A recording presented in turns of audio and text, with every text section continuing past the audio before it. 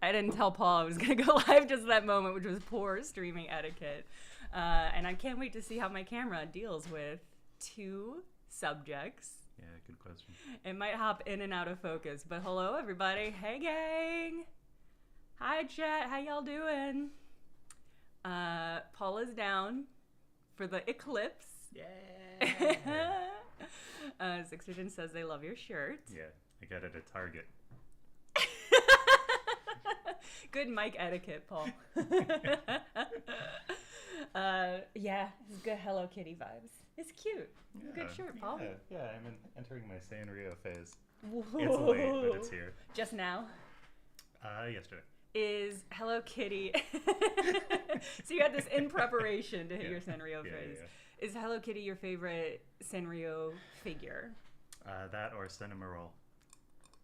I love Cinnamoroll. Cinnamoroll is really good. Really good option. I am more of a Pusheen girl. Yeah.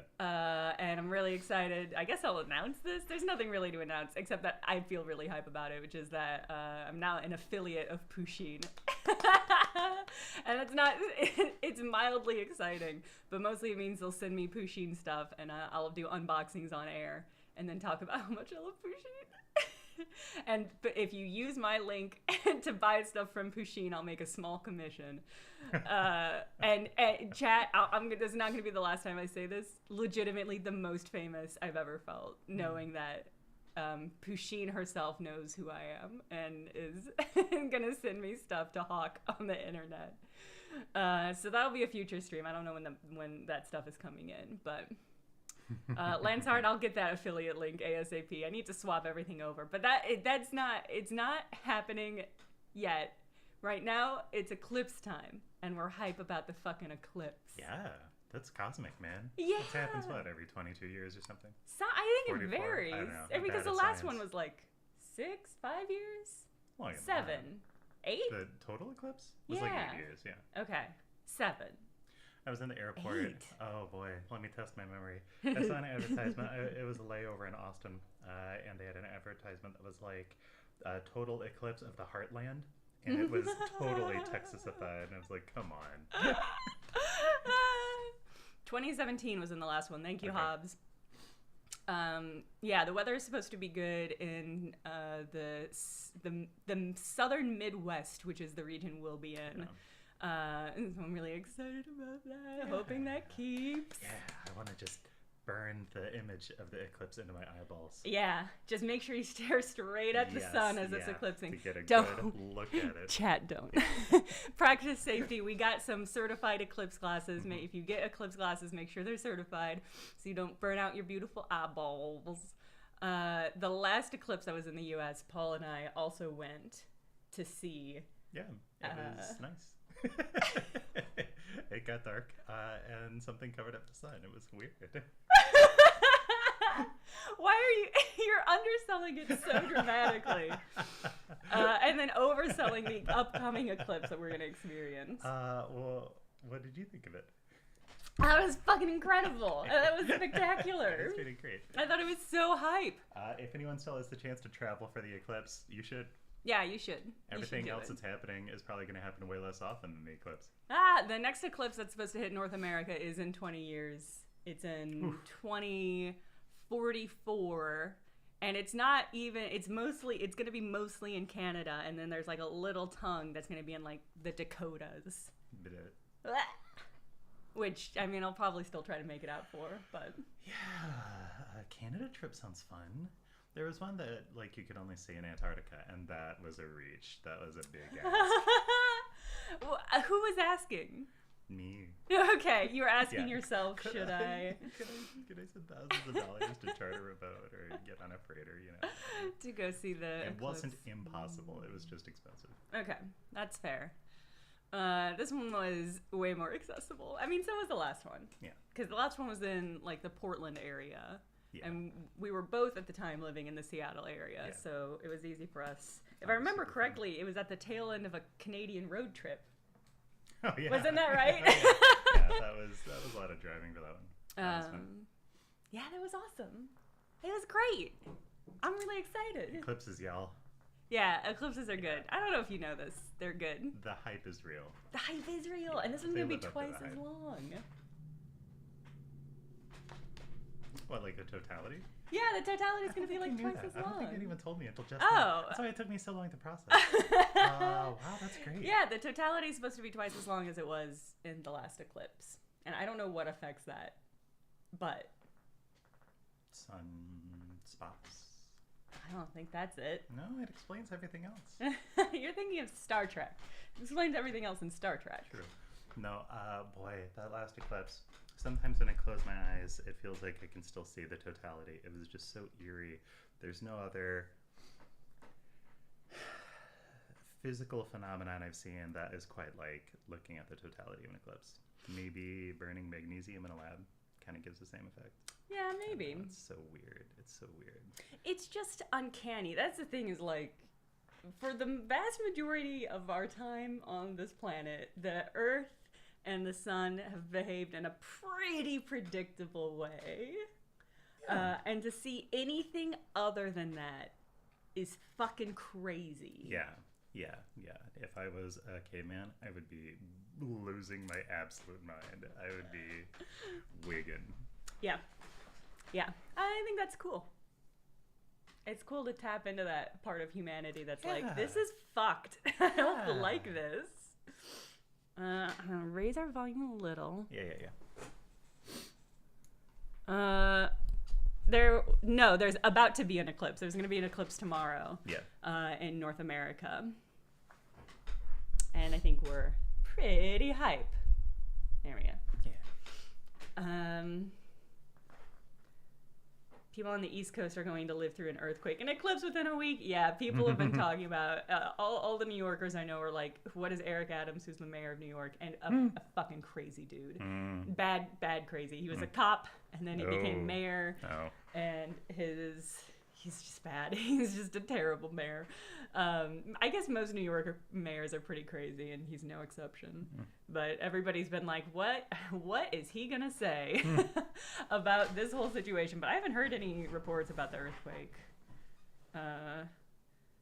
Well-spoken Rambler says, honestly, the crazy part is the sun and the moon being the same apparent size in the sky to make our eclipse, given the scales we're talking. Yeah, I guess I don't think much about that. I'm not thinking much about the science of what's happening. I'm thinking about the caveman brain stuff, where it's like, this isn't how things should be. They're filming Goosebumps near my apartment during the eclipse, so that's also an impending threat. Do you think they're going to try to capture some footage during the eclipse? No, why would they?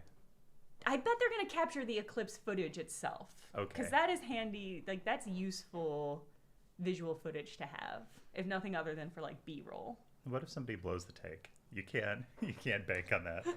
You think Jack Black is going to blow his eclipse take? No, someone else will. A consummate professional? Yeah. No, they'll probably just like film it separately from any acting and then fake the lighting afterwards, if they do anything. They're going to adjust to the eclipse's makeup and post. Yeah. Amy, would it be cheaper, easier to just buy B-roll of Eclipse? Maybe not. Because I have to imagine Eclipse B-roll is relatively difficult to find. And if you're already a fully functioning film production, it is probably easier just to capture it if you're going to be in the place at the time when it's happening. Because then you can do it to your specifications and whatnot. That's my guess. But there is also I was looking up, because I was thinking about bringing this camera. Oh, nice. Down. Nice. I might still, yeah. Ooh, get your own B-roll. Yeah, well, yeah. But you're not supposed, apparently you can damage your equipment if you're filming up to the totality. Like, that makes sense. Before and after that portion, you need like special equipment. And it's actually pretty standard equipment, but it's equipment I don't have because I don't film outdoors equipment very often. Something to keep the light sensor. Yeah, ND filters are what they're called. You put them on the lens.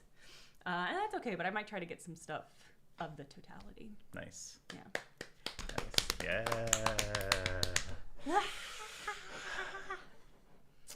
Yeah. We were also talking about doing Eclipse tattoos. Stick and poke Eclipse tattoos.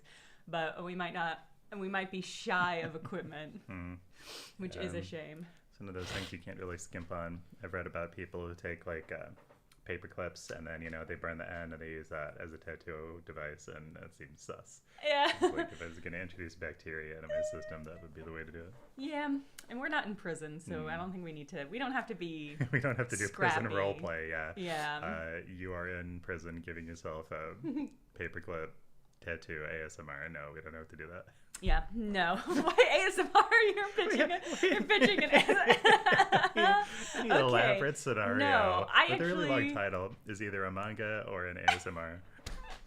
No, I think that's good ASMR because then you can get like the buzz. I guess if it's stick and poke, it won't have. I don't hear a lot of buzzes on ASMR videos. That's a good one. Like that's got to be somebody's trigger. You get attacked by a bee and it gives you a tattoo ASMR. Yeah. And it is just a woman dressed as a bee. Yeah. Getting really close to the camera and going. My trigger. That's my trigger. But yeah. Good. All right. Good. Anyways, that's about it. After this stream, whenever we decide we have concluded, we're gonna pack up all our camping shit and go. Yeah. I guess that's it. We need to look up campfire recipes. Chat, do you have any good camping, like open pit fire cooking recipes that you can recommend? What's the best thing you've done that somebody who in real life is as clumsy as an infomercial guy can make? Is that you, Paul? That's me, yeah. Yeah.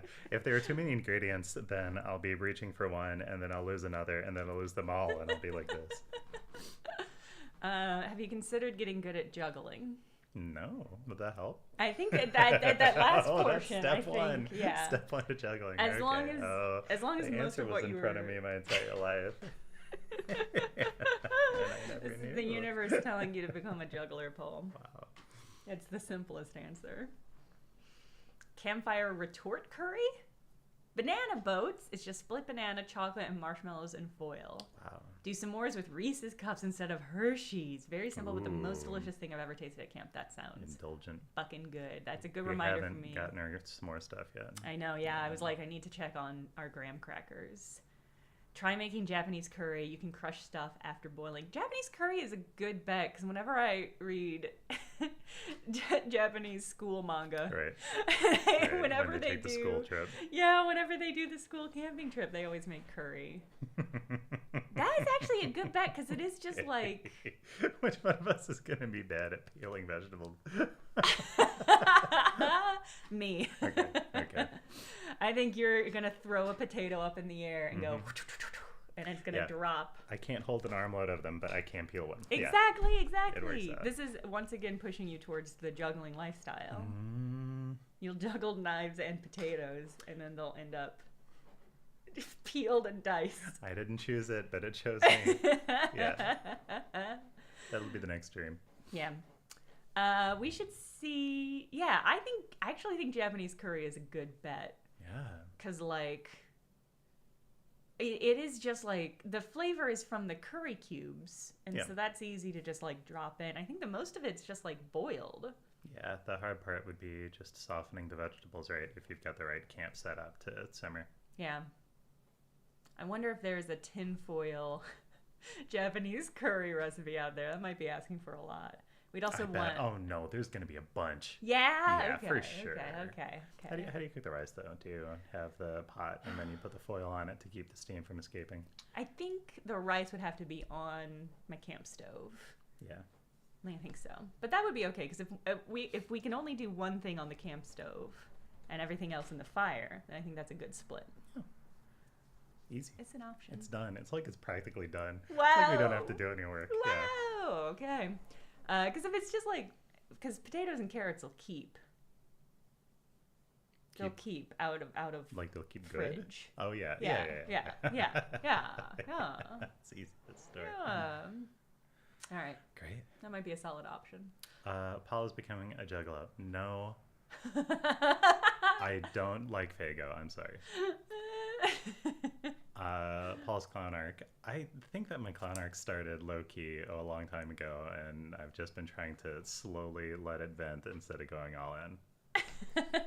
vent like a pouch of campfire curry. Yes, That exactly. you've cracked open to let steam. I don't want the steam to spray me in the face, and I'm like, oh, and you're like, Paul, are you okay? And then I take my hands off, and I have cloud makeup. Yeah. Wait, because the curry has fallen in the shape of clown makeup, or because it has washed away your human pain? Yeah. Like the Joker. Okay. Oh. Kaylee says. And that's the Goosebumps crossover we've got.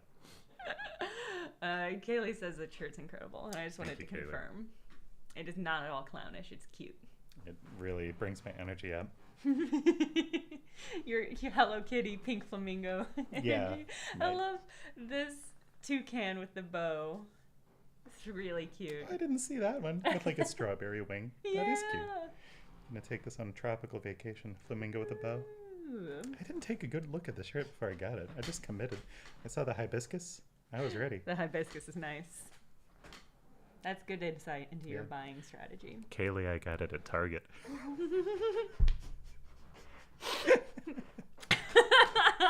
Next to the Bob Ross shirts. They got like a Gen Z collection or something. I have no idea. Are the Bob Ross shirts like literal? Do they have like Bob Ross on them, or are they just like things Bob Ross would wear? It's a shirt with Bob Ross on it, and it said, "There are no mistakes, only happy accidents." All right, that's not bad. Yeah. As far as pretty like good. Tie-in merchandise. Bob Ross merch Oh, goes, yeah. it's pretty okay. Maximum Cowboy says they have that shirt. Yeah, okay, and is it true? Are there no mistakes? Just happy accidents? Undead Adamas, thank you for the resubscribe. And Dracarnius, thank you for the gift subs. Celebratory BCBP love. Yeah, do you want to talk about Burn Cookbook Party at all? Yeah. What do people... Does anybody have questions that they want to levy at Paul? Yeah. You could always levy questions at me, but do you have Paul Zelf specific questions? Oprah,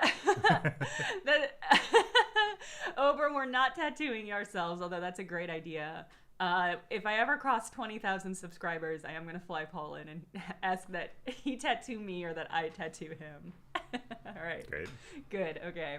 That's a legally binding contract. 2 thumbs up in the state of Missouri is a legally binding contract. So. Well, we are in Missouri, aren't we? Oh, I thought we were still in Illinois. Oh, got me there.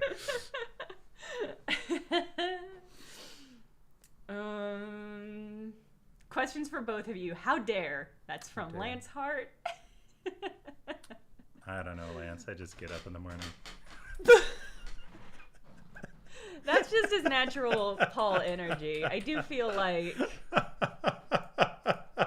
NH London asks, and this is a great one, why is Zelf always so suspicious of Astra when she's exactly who she says she is and you have no reason to doubt otherwise? I want to blame Zelf's personality.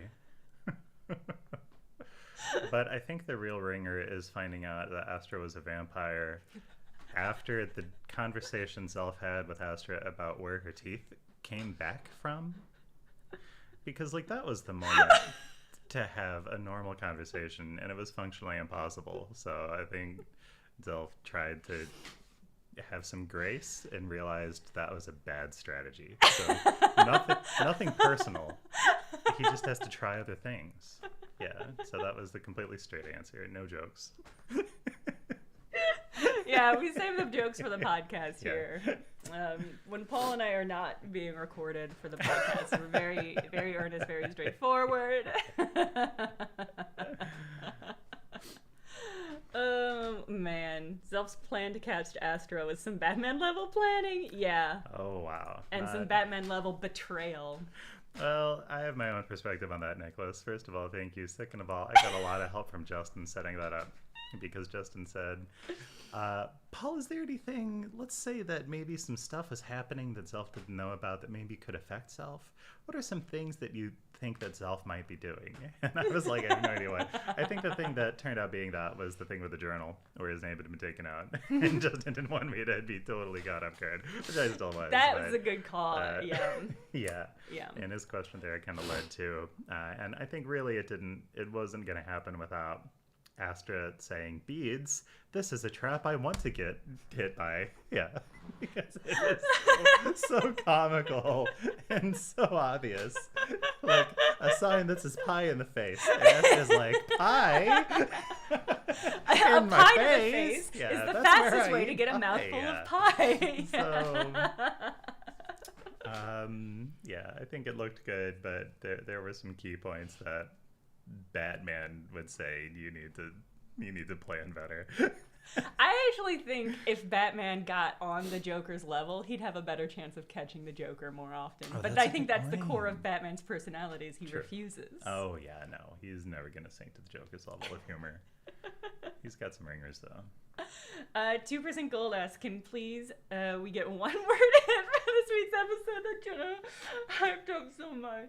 Oh, which one is this? This is It's one. the Cassandra this Stiff is the, Peaks. okay, yeah. This is the one that we just. Oh, that might be the clue. That's Did the you clue. already? Okay. No, do you? I want to hear your clue too. My clue is Cassandra Stiff Peaks, which is 2 words, but I want to know what Paul's clue is. Okay. Okay, it's episode 64. Let me try to remember this one. I'm going to say pink, but that's really the clue for last week's. Yeah. And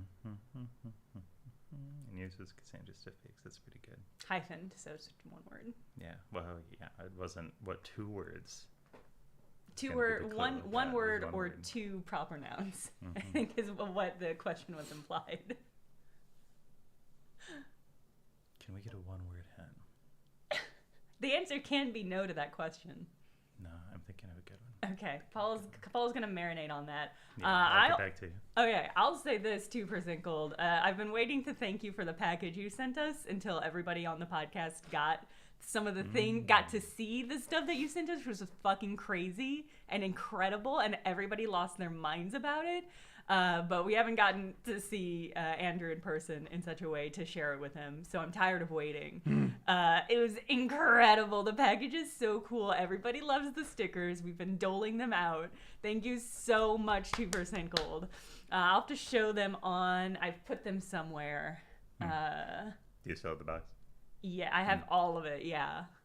But I don't remember. I think it's over by my decorations to post. Because I have a pile of posters and stuff to put up. And I think it's with them.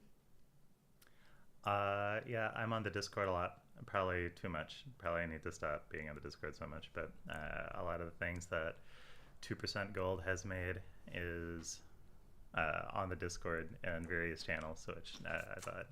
You know, it was really fun to see it in person. It was fun to see the Train Your Brain Gremlins little booklet. Yeah, it's so good. It was super fun to play with the paper craft scene of Irisol from space. Incredible. That was super fun. I Yeah. was like, and that's the end of the season, everyone. So it was really cool to see all those things that have been made over time in person. I'm so impressed by the creativity of BCBP fans. Yeah. Yeah. Yeah, and the skill... And The craft, all the shit y'all post on the Discord in the craft zone. Incredible, insane. Such cool shit. Keep it up. Did you think of a word? No, I'll keep thinking. All right, that'll be the last thing. At moments before I cut the stream, Yeah. Paul will scream out. Rosebud. That's not it. I'm sorry. It's not a spoiler for BCBP. It's a spoiler for something else. I don't even think it's a spoiler. It's a spoiler for Citizen Kane. You just said it. It's not. No, a spoiler would be say Citizen Kane was a sled. Okay. Ooh, I thought I was in real trouble there.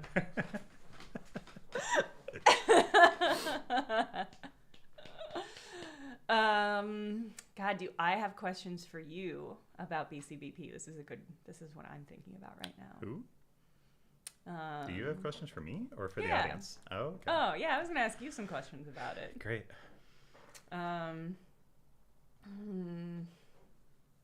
Do you think Astra and Zelf will ever become real friends? Do you think they'll ever be able to bridge the gap of trust? No, I don't think either of them are capable of normal friendships. Maybe Astra is. No. Maybe Astra's okay. No, We'll see. no, Yeah, absolutely as the not. Astra expert in the room. Yeah. Yeah, and maybe the way that neither of them can ever have normal friendships will balance out to them being able to have a friendship. That might be the case. I haven't totally mapped out what Zelf's thing is, so I can't really say what. Yeah. Just that he thinks everybody is somebody he has to defeat in a kitchen. That's fucking funny. Yeah. So wait, could Zelf become Astra's friend if Zelf defeats Astra in a kitchen? Or if Astra defeats Zelf in a kitchen? That would make things worse, I think. Besides being impossible, I think that would make things worse. Maybe if they just never are in the kitchen. That's That actually might work most out. likely, Yeah. it feels like. Okay. Yeah, I think we're gonna start learning, I think, more about everybody's deal. I'm trying not to We've got spoil to anything eventually. for the stuff I that mean, we've recently recorded that won't come We've out for a learned a couple lot, weeks. though. So what else is there that is gonna complete the portrait? I mean, there know. has to have been a time. I know there was a time for Astra. I have to assume there was a time when Zelf was a normal person Yeah. and could have normal relationships. Yeah, I think so. I think he was always a kid who had the core personality of like being focused on cooking and not caring about things he didn't care about. So he was always that kid, but I think there was a time when he was normal, and that all changed. Yeah. Okay. So when we have the flashback arc to everyone's childhoods, we can see. Oh my God, the baby BCBP. Yeah. That has been so foretold finally come to fruition. The real baby arc isn't people turning into babies; it's us seeing their childhood. Yeah. And becoming really sad about it. Yeah, maybe. Yeah. Midnight Zelf being normal, impossible. I've thought about this. Just answering some of Justin's questions early on about, what everyone's backstory is. And I think that Zelf is a super normal elven family and they like play harps and flutes and stuff, and they do woodworking, and they train and raise animals. And I think Zelf was the black sheep, but not so much that he was like a holy terror, just enough that he was like, I'm going to do something different. So there was a time. There was a time when Zelf was normal. I want to highlight that Hobbs said burnt cook baby party and not the more obvious baby cookbook party, which also has fewer implications about what we're cooking. Sounded baby cook baby party. It's a baby cook baby world out there, baby. I've heard of those baby parties. I don't know. I'm not sold. Well, like a gender reveal party? Is that what you're talking about? Or are you talking about like an adult baby? I was thinking about like a baby shower. Or like okay. Which is basically a baby reveal party. No, what you described was the normal option. I chose the two outliers because I forgot about baby showers. It's too normal to remember. Who cares about normal stuff? Gender reveal party. The burnt cookbook party. BCBP. I always mix up the acronym. The BCBP gender reveal party. What would the BCBP version of a gender reveal party be? Oh, that's a good question. Yeah, because we've been to the Pink Palace. Yeah. Which is where I think they sent you if you pull pink accidentally. And the Whispering Woods with your ill-advised Whispering Woods gender reveal party. If you pull pink, the pink fairies come and take you. Yeah. And you're gone. My instinct is if we did this as a character question, that someone would be like, yeah, when I was born, we pulled blue. And we were like, what gender is that? And then it would be revealed that pink and blue are not the gender colors in Irisol. It's like brown and gray or something crazy like that. I bet Justin has opinions. I bet he's got a color wheel he can point at. Yes. I like the idea because Patty obviously decked out in pink. I love the idea that pink has an entirely different gender spectrum implication that we just don't have access to because we don't know the cultural mores of Justin's world. We're going to ask that character question without giving any context to Caitlin and Andrew and just say, what? Have you been to a gender reveal party? Can that be it? Maybe. Have you ever been to one? Have you had one? I don't know. We'll figure it out. I don't know if I want to. I mean, this is the thing is I don't know if I want to introduce something as stupid as a gender reveal party to the BCBP world because it's such a weird, sad, desperate clutch at renormalizing gender norms that have long out since lost their value in our society. It's just one of they kind of conceptually make me sad. I agree. Thanks, Paul. Yeah. They're fine.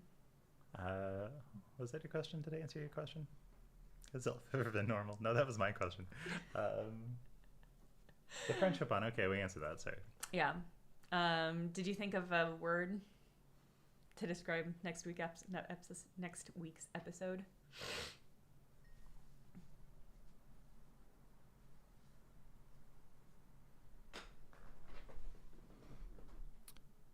Puns.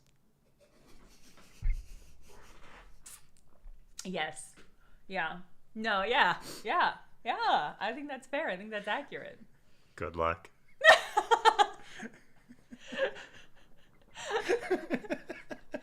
So ominous. So ominous. I feel like this is one of the episodes where I feel like some of the least bad stuff happens. Okay, but the puns are powerful. The puns are the worst they've ever been, but the content is some of the least horrible. Yeah, the last few episodes have been real cute. Like we've gotten to explore Johnny's kind of thoughts and feelings about different people in relationships and stuff like that, and that's been fun. We've got some really weird fantasy realms that are like Lisa Frank binders, which is great. Or like Shim Shimmel. And so that's been really nice. Yeah, we've been on a real high note, and I think that can last forever. I think it's just going to be a nice show from now on out. Yeah, I think we got all the darkness out of the way in that first season. Well, with everyone turning evil except for Patty, and then Patty turning into a demigod. Yeah. I think we kind of exercised all of our dark inner turmoil, and it's just going to be clear. I think it's just nowhere but up from here. Right. Yeah. We learned from our mistakes, and now everyone's going to be best friends. Yeah. Directly contradicting what I just said about everybody becoming friends with each other. I learned, I had my own arc. It's going to be great. Yeah. I think it's going to be great. Yeah. Nothing but clear skies from here. Nothing but rainbows, and pots castles. Of gold and castles. Mm-hmm. Yeah. Best cookbook pals. Yes, we'll rebrand. BCBP Best Cookbook Pals. I do like that. So that's basically not to spoiler how the rest of the show is going to go, but it's going to be beautiful and kind and friendly. Okay, I have a question for you. What is it like interacting with all the characters moment to moment, knowing everything you know about Astra? Is it easy or hard?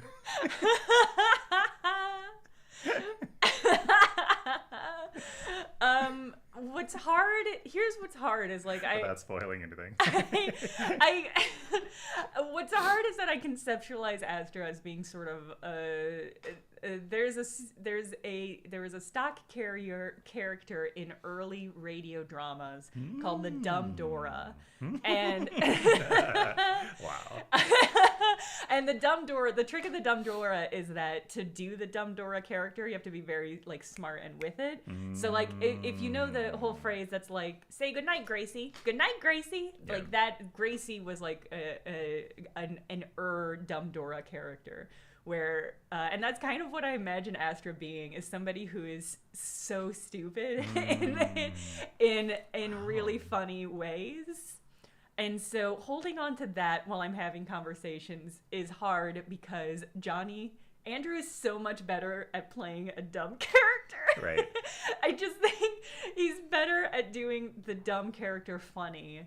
I think that's maybe Caitlin too. They're both playing such idiots in such the funniest way possible. They've got different archetypes. Yes. They've got different banter. The 1920s, 30s radio show characters, such crisp lines, and the himbo can have crisp delivery, but not crisp lines per se. Yeah. So it is hard to compete with somebody who has different expectations. What is it like playing the smart character? It's so hard.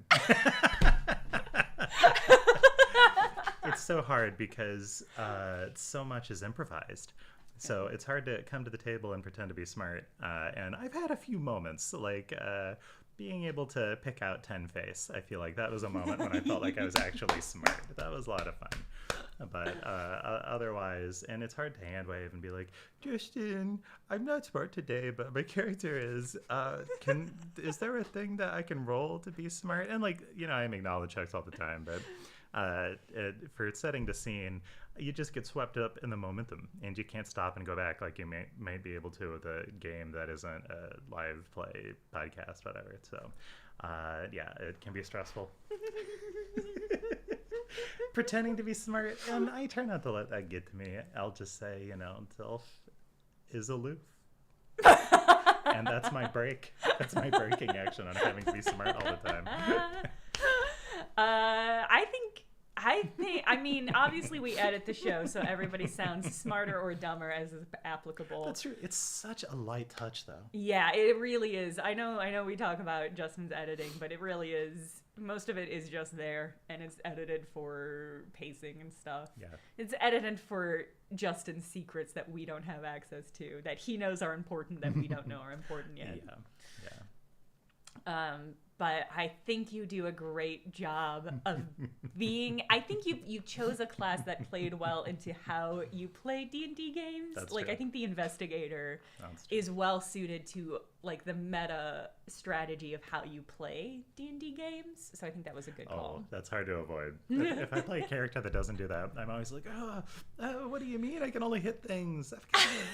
Gotta make skill checks. No, come on. Yeah, so that was inevitable. Some kind of a rogue or a skilled class by a lot of this. Yeah. It's. I mean, I think everybody ended up playing characters that play well to their play style and also how they wanted to be able to act. Because I think Andrew also just excels at playing the smart idiot. I think that is. I've seen him do that in real life sometimes, and it's just like, just really good at it. Yeah. I think Andrew's super versatile, and the tone of the campaign, he'll just pick something that kind of snaps into that. Like, I've been in more straight-laced games with Andrew that were more dramatic, and he's played very melodramatic characters, a different kind of anime archetype. Than the Cloud Strife. But for this one, I really snapped into it, and it fits great. Everyone does have a different, really important dynamic role that fits together nicely. I agree with that. The way that everyone is dumb differently does worry sometimes, because when everybody's dumb today in their own special way, when Zelf is Zelf dumb and Patty's Patty dumb and Johnny is Johnny dumb, I've seen there are moments where it's like, Astro would be dumb right now, but somebody has to do something. Somebody has to get in the driver's seat and take this somewhere, because Justin will just let us go through the guardrail. Yeah. And I've done that sometimes where it's like, okay, it's Zelf's turn to get in behind the driver's wheel. I think that is something that has, I think, shifted and was inevitably going to shift because I think once you get into a game and you have a better sense of like what the story needs to balance everything out. I think I'm playing Astra smarter than I had intended to play her. Sorry about that. No, I think the rest of us should pick up sometime. No, I think that's also just my content brain being like, we're making content, so we can't totally fuck around and think about plans for 4 hours like you could just in a normal D&D game. Yeah. That I think took some whipping early on that I think deserved it, and I think the game is better for it. I think playing Pathfinder is more fun when you keep the momentum up. Yeah. So that's been really good. Yeah, I think that's true. I think that's something that I've taken from Actual Play Podcast into how I think about like real life games, because I think in real life games it's so easy to lose momentum and to be like not able to get people together for on a monthly basis or whatever to play D&D games. And I think partially it's because you end up, because there's no brick on the gas pedal pushing everything forward like there is when you're like doing it for content. Yeah. And so it's like, because if I were regularly playing a D&D game for fun where we spent 4 hours trying to figure out a plan to attack a castle, I would be like, I'm not doing this. This is so frustrating. Nicholas JT, I'm not sure who that is. Hello, Nicholas. Welcome to the show. First time listener, Nicholas. The J must stand for jokes.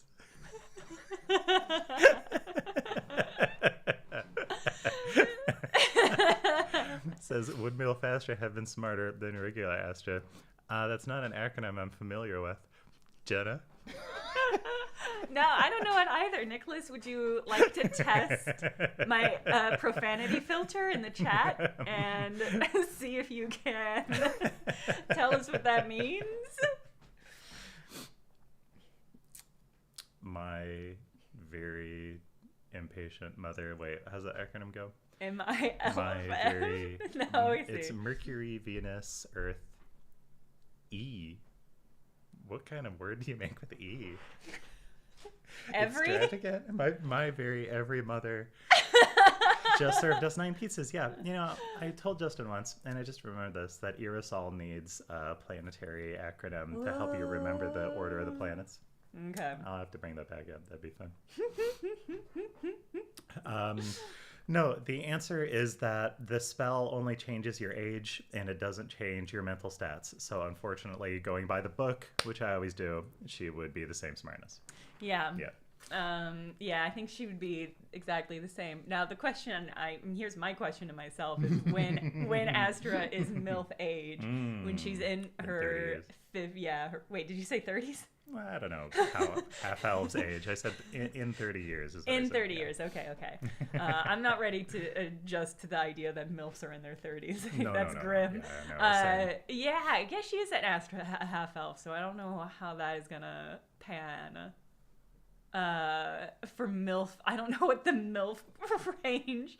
We'll have to see if maybe that's in some of the Dungeon Meshi extended books. Maybe the mangaka has pinned down the MILF and DILF ranges for all of the various long-lived species. Probably. Yeah. If not that, we can ask Justin. Sharknoffler says MILF. I think by the time she has had, one of two things is going to happen with Astra. Either she's going to figure it out.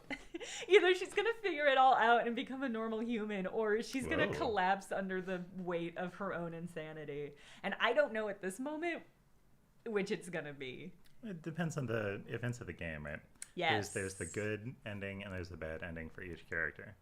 And the good ending for Johnny is, like he starts a spa with Genbu. Yeah. And the good ending for Patty is that she becomes the superstar triple threat that she always knew she was. Yeah. And like a radical revolutionary. What is Zelf's good ending? He quits being a chef and he starts over with a gentler profession in the countryside. Okay, I don't think any profession Zelf takes is gonna be gentler. I think even if he was a gardener, if Zelf was a tender of wounded bunnies, he would be fucking crazy about it. That is true. Yeah. That is absolutely true. And so Astra's good ending is, I don't know. Only you know. But the bad ending is that she's a crazy MILF instead of a peaceful MILF. Here's the true story of what I've conceived of Astra's ending to be right now. Because Astra, this is good stuff, everybody. This is exclusive.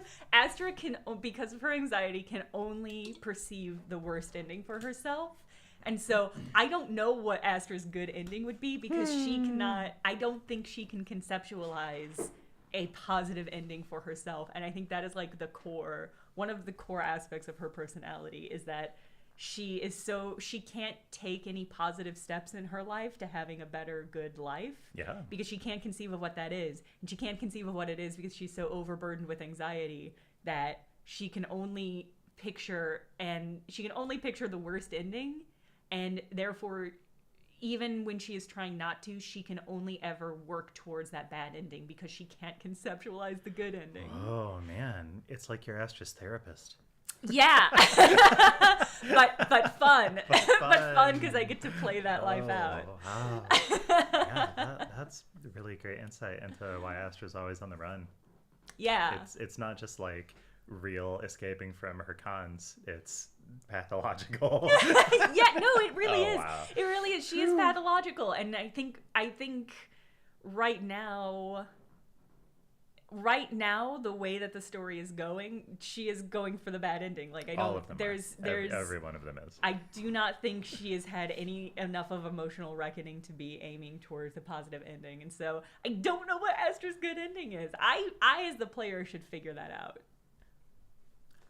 I've thought that I need to spend some more time like plotting Zelf's emotional arc, but it's hard because Justin's world is so deranged. Everybody, when I started this game, I didn't realize how much worse the average NPC would be than the party. So when I come to the table with Zelf and he feels moderate in comparison to everybody else we ever meet, I'm like, what is happening? Where are we? How are we such good people? How is Astra such a good person? How dare you? Yeah, right? I'm sorry. It's not me. She should be a bad person. No, it's true. They're bad people in a bad world. Yeah. But I think that is, even in its own way, is like... gonna make it so difficult for them to have good endings because they're gonna have to rise above the median level. Yeah. And absolutely none of them have the emotional ballast. Maybe Johnny, but who knows what the fuck is happening with Johnny? Who knows what Johnny's deal is? My theory is that Johnny Brightchild is a personality that never originally existed. And the other Johnnies we met are closer to the real Johnny. And I'm hoping that we figure out a way to keep this one and let the rest of them go. But I don't know. There's so many twists and turns coming, right? I think that feels, knowing what I know of Andrew, that feels like a really, like the most tragic and therefore the one that Andrew is most likely to have chosen. Yeah. But I still hold out hope. I do believe that Johnny Brightchild is the original Solo. Okay. And I think he was I'll take it. such a good person that he let in these other things thinking he was doing a good thing. I think his insane paladin altruism drive is he is sacrificing himself. He sacrificed himself in a way that he doesn't understand and can't conceptualize to allow the Johnny Inaj in, basically. Boy, I'm so excited to explore that while also scared. The things I'm the most excited about in BCBP also are the things that scare me the most. Yeah. And so it's great when we can take a side trip to the Coral Castle for 3 episodes and just like have fun with rainbows and, grapefruits. This is the room where they keep grapefruits. Have you heard of grapefruits? They're pink. They're pink. We should ask Justin if we can post just that clip. I know people in the Discord were talking about it, but you clipped it.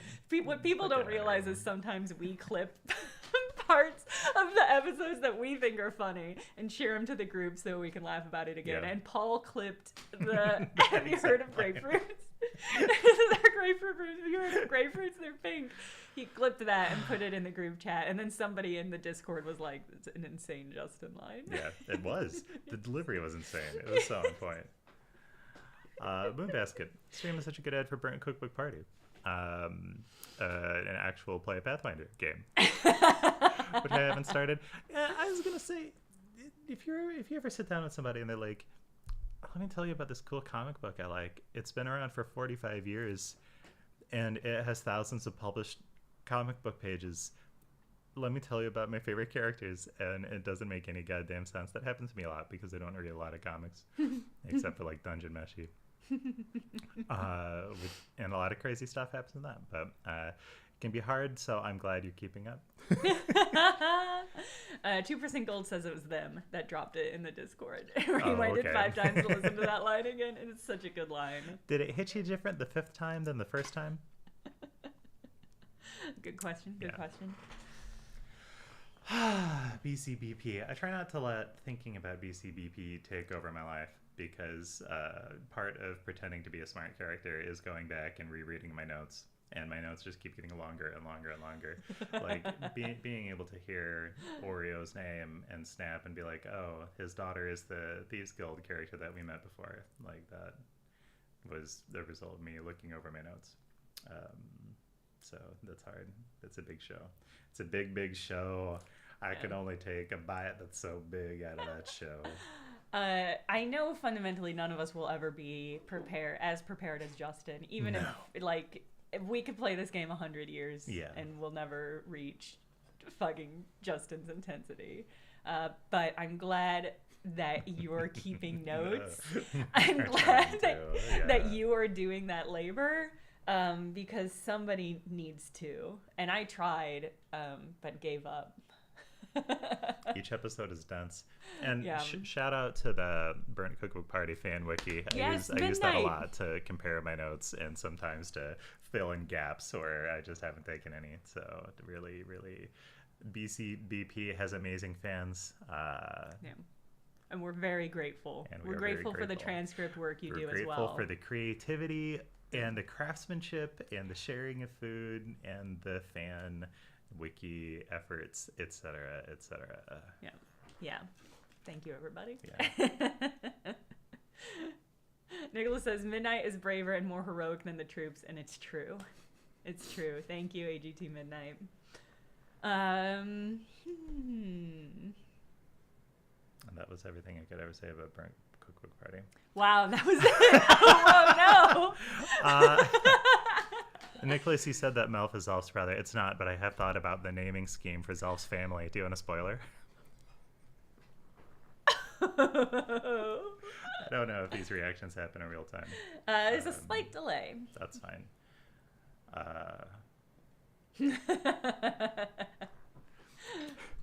Here's my one clue into what Zelf's family is like. Zelf has an uncle named Zelf.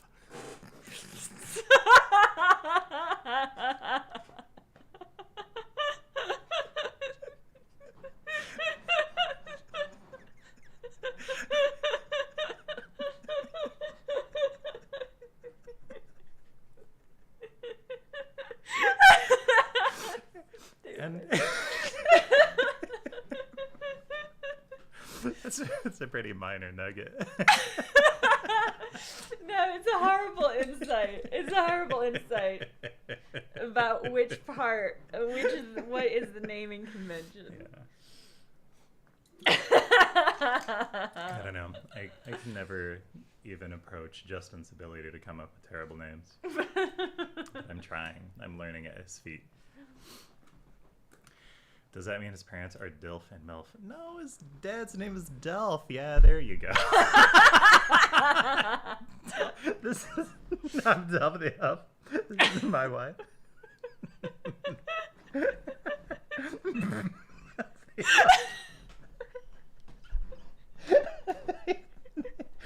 Zelf's dad's being named Delf would explain a lot about his personality, if I'm being honest.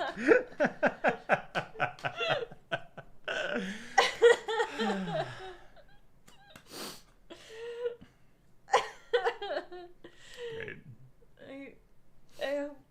I can't imagine we ever will, but I do hope we meet Johnny's parents at some point. Oh, I hope so too. I hope they're still out there kicking. Do you think they're going to be like emu farmers in rural Westeros. Just the most gentle and... Yeah, I think so. What's the most Final Fantasy trope that Johnny's parents could be? Oh, that he was growing in a tube. No, that he was a country boy. Yeah. Okay. Yeah. That's what I thought. I don't know enough about Final Fantasy.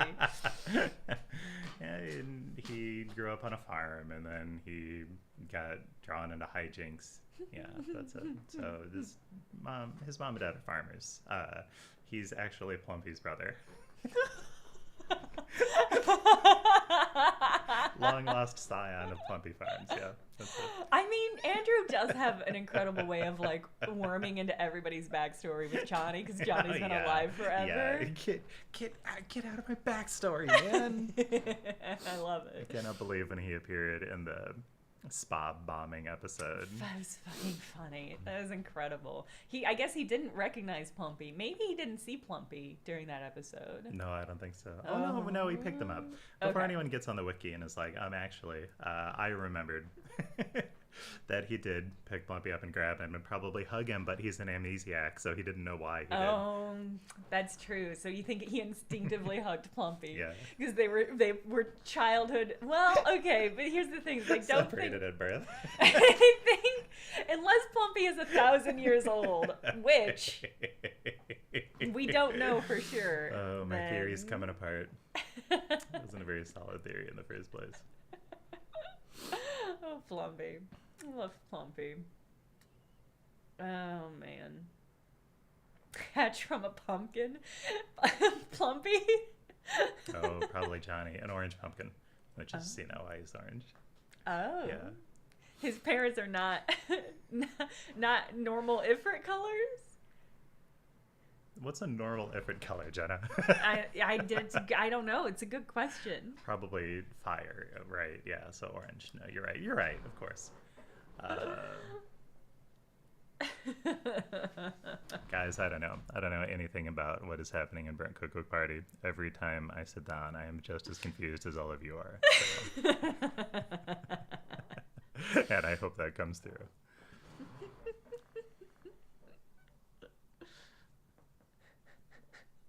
So next topic.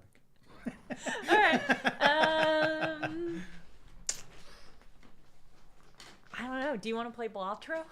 Yeah, I keep hearing about this game. It's got cards. Yeah. Yeah. All right. I'll crack it. Yeah. If nobody has any of the other Burnt Cookbook Party questions, we'll just play Balatro. Yeah, and if you think of any later, hit us up in the Discord. I'm in there all the time.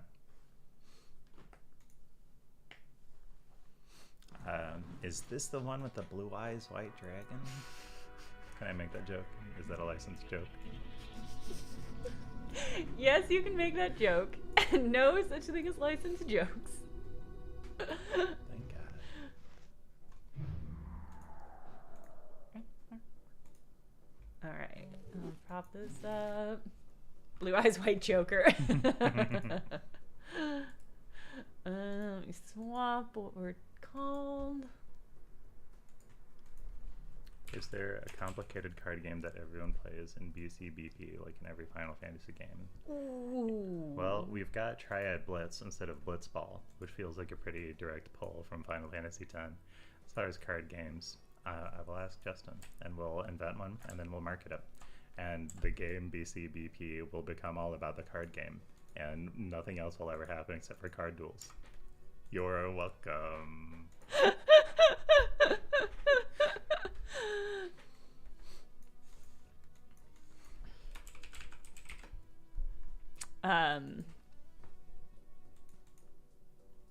I think we should take back tarot.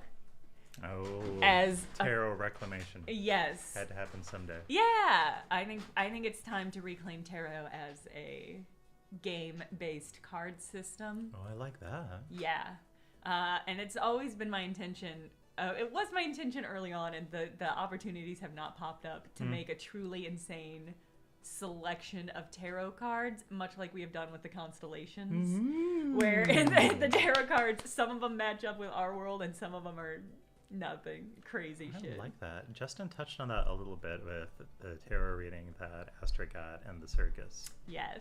So I think there's a lot of room to run with that and have the card-based version of the swarm.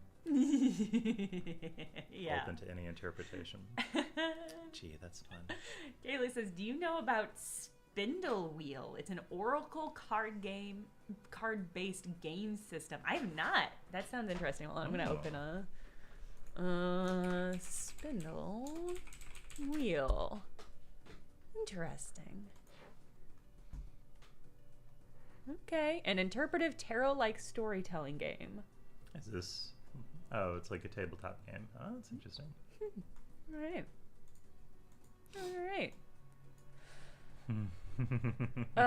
Okay. Has anyone given Justin a hard time about his Final Fantasy names? Lancehart, if you think for a second that any of us ever stop giving Justin a hard time about all of his names, about anything he does ever, let me rest assure you that's most of his editing chore. I'm gonna scooch in here. Young Okay, Garlic, yeah, thank you for the Prime subscribe. This chair is a bit wide armed, just like me. So, yeah, it's a little... That's fair. I mean, you need to choke up on the keyboard. Wait, is there a tutorial that I should make you play? Oh, am I playing this? Chad, I've never played Balatro. Yeah, you're playing this? Okay. I'm not good with card games either. I've How played Uno before. are you with roguelikes? So. Well, you're just gonna play the... I'll guide you. So, Okay. Yeah. So this is the score you're trying to get to beat each of these lines. So these are like the battles, and then the one at the end has special rules always. So those are like the boss fights. And you can skip a blind if you want to get a reward. If you hover over, you'll see like you get money. If you skip that one, if you hover over the middle one. So skipping is good because it gives you stuff. Sometimes. Oh, but the reward is bigger. Potentially. So the Potentially, reward is based on like how many hands you use. So if you can get it in one hand, then bing, bang, boom. Okay. You'll be good to go. Well, I just gotta jump in and try it. Yeah, go for it. I've played famous roguelike game Hades. Yay. Is this as horny? No. Basically no game is as horny as it should be. Here, just get over this way a little. Okay. There we go. Here we go. All right, everybody, I've got some clubs. That's important. Got pretty much every suit. Oh. Is it pronounced suit or suite? I think suit. Got a queen. Are the hands that you get? Bow. So you can click on run info and it'll tell you what the different hands are. So these are all the normal hands. These are the poker hands. These are the normal hands. That's a good way of describing it. Okay. And you can see, so then that'll tell you run information. Yeah. So you can see each of these. The blue number is the number of chips you'll get. The red number is the multiplier you'll get. So we're trying to get to 300. We have 4 hands to do it in, and you can discard 4 times. Discard 4 times. So you're trying to get as many chips as you can as quickly as possible, basically. And if you clicked on a card, for example, you could click play hand and play a high card of 2, which would not get you very much at all. No. If you click both of those 8s, you'll see it now recognizes it as a pair. I got a pair. And if you hovered over like the 8, you'll see that'll give you plus 8 chips. Cool. So it'll give you plus 16 chips because you're playing 2 8s to that, and it'll multiply it. So technically you can figure out the math of it, but I would never. Yeah. I would never do math willingly on screen. Same. So if you wanted to try for like 2 pair, you can discard up to 5 cards, and you can play up to 5 cards, but you can discard or play fewer. Okay, I was going to ask if each individual card I discarded counted as a discard, or if it's a discard action, which can be up to 5 cards. Okay. Action, yeah. Ooh. You've almost got a straight. That's true.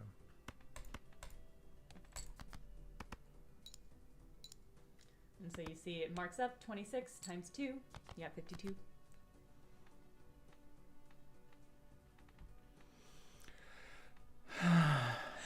You don't have to play, Paul. Paul, you don't have to play if you don't want to. That was such a sigh, Paul. And I'm trying to get a high score. You're trying to beat 300. Okay. And you have 2 hands left to do it in. So this is kind of like playing poker. It's similar. You got full house. Where? on the screen, Paul, with the cards. Which one's the full house? King, queen, a 3 of a kind and a pair. Oh, okay. Oh. Or a straight, but I think a full house is a higher value. Yeah, I think so too. Straight is 1, 2, 3, 4, 5.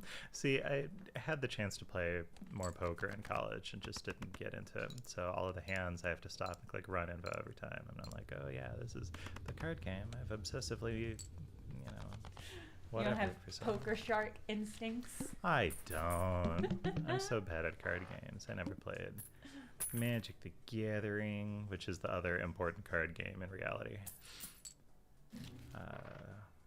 Never played much Old Maid. I played some Uno. So this is the shop. Normally there would be jokers for sale for you to buy, and the jokers give you like special powers, like more chips per hand or a lot of weird shit. There are also tarot cards. The moon is a good one. So you can buy it. This is how much money you have. That's how much it costs. Planet cards level up poker hands. So the flush, if you click run info, you can see these are all level 1. Yeah. If you increase them, then the base is worth more chips and more multipliers. This is insane. It's Poker the RPG. It is Poker RPG. That's absolutely bananas. The Arcana packs, they cost more than the single cards, but you'll get 3 playing cards or 3 tarot cards or more, and you'll be able to select which one you want. This card, if you clicked on it, it would go into your inventory, which is the top right. You have 0 out of 2, and basically, whenever, like if you're in the middle of a deck, you'll be able to play it and convert any cards into clubs. That's totally insane. So I'm taking my bicycle deck and I'm transforming him. Yeah. Hey, Brooke.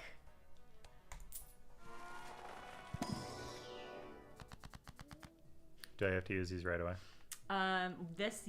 For the card packs you have to. So you could select 3 of these and turn them into diamonds. The Wheel of Fortune, you can't, I don't think you could use it right now because you don't have a joker. Okay, can I hold on to these?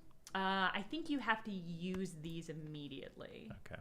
Yeah, and so this one, you'll select 2 cards and it'll increase the number. So like the 7 will become an 8. Does that really help me though? Because that just makes it harder to get things like straights and pairs and things like that, doesn't it? It can be beneficial. So this is a roguelike. Yeah. So you'll try to build hands.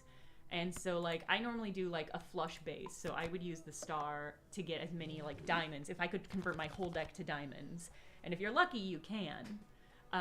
But if you were doing like a 4 of a kind or a pairs deck, then having like 8 7s in your deck is beneficial. And the vouchers are usually good, but you got a bad voucher.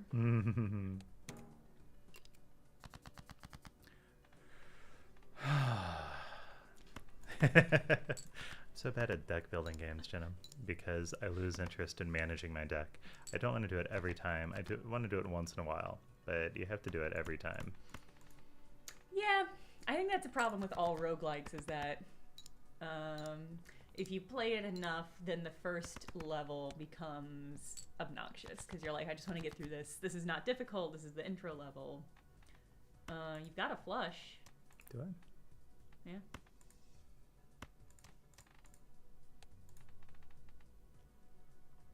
Five cards of the same suit. Nice.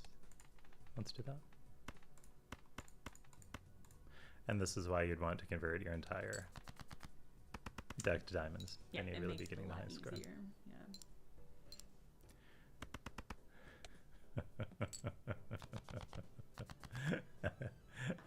Chat, how are you doing? I'm learning how to play poker, and it's weird. It's harder than I expected because the rules aren't what I remember. Well, this isn't poker. If that helps. That helps a lot. That's not what I wanted to do. I wanted to...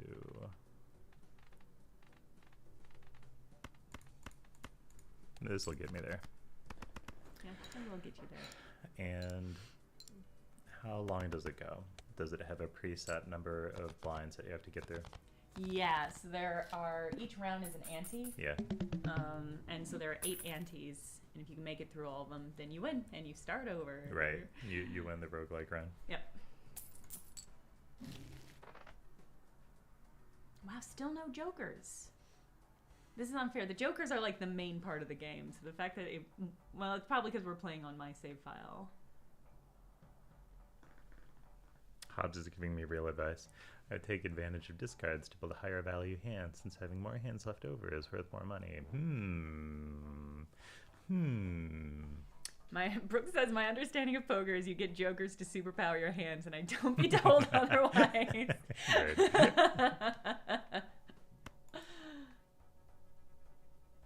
So lucky cards are nice. The lucky cards do exactly what it says. Which is basically when we're in a round, you can convert a card to a lucky card.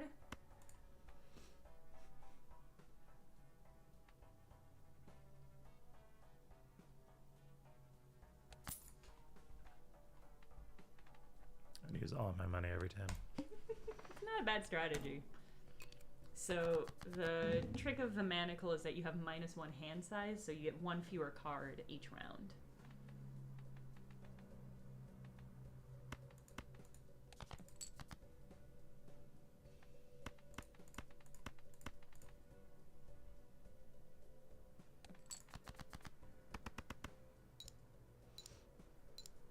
Jenna, I don't stream very often when you're concentrating on the game and like you're using all your brain power because you don't have a lot to spare. Do you like banter with the stream? Do you try to keep a patter running? I do basically the same thing I do during BCBP, which is verbalize my mental thought processes so that people know that I'm still present and am engaging mentally in what is happening. So that's my main strategy, both in podcasting and here. I don't know what I'm thinking. Cards are weird. I've played cards before, and I didn't really understand what everybody thought was so fun about the cards. I guess tarot is fun because you can think about and interpret the different personalities of the cards. Like, you're like, what's Jay here doing with these 2 swords? I don't know, man. There's got to be something up with that. But just Star Trek. I'm thinking about Star Trek now. So I don't know if anyone else in chat is like this, but when I'm thinking about one thing, I have to stop thinking about the first thing. I can't do both of them at the same time. So when I start thinking about what I'm talking about, I've got to stop playing the game, and that's bad. This is why I can never be a consummate, world-famous streamer like some people. Ninja? That's why I can never be a ninja. Yeah, that's a shame. My live stream had to end and I had to move on. I watched a lot of Star Trek The Next Generation as a youth, and they're always playing poker in Star Trek for some reason. I guess because in the enlightened far future, the rest of the games were destroyed. Except for that shitty game they played on that one game episode, but that was like a mind virus, so it doesn't count. And they were always talking about like poker faces and what being good at poker meant for being good at, I don't know, being a spaceman. And that was kind of fun to think about, but it didn't really settle in and convince me that poker was a cool thing that was fun to play.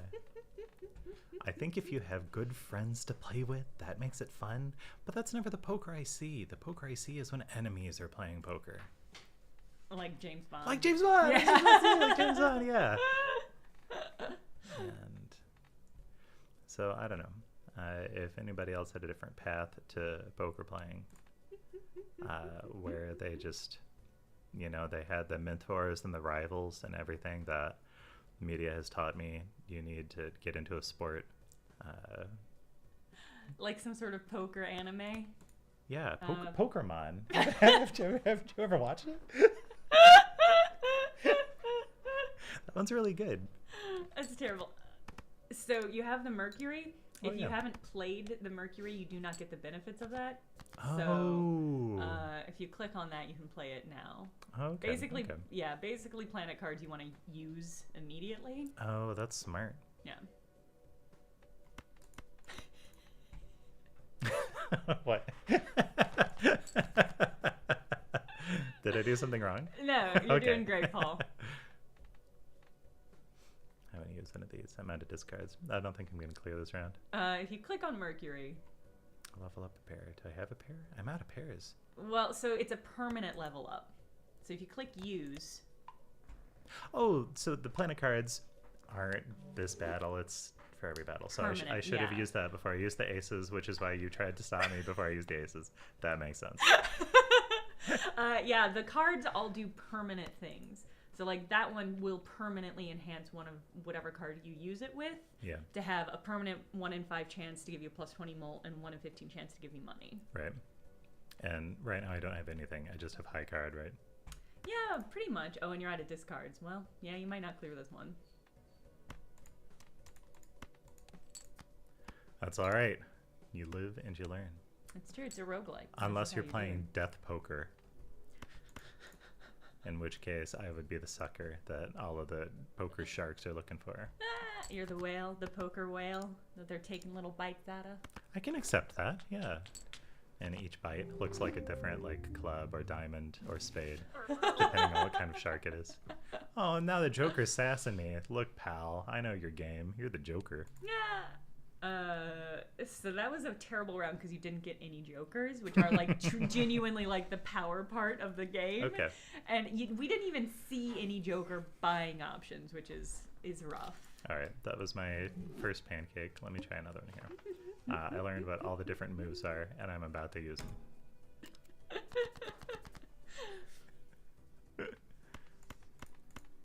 Bam.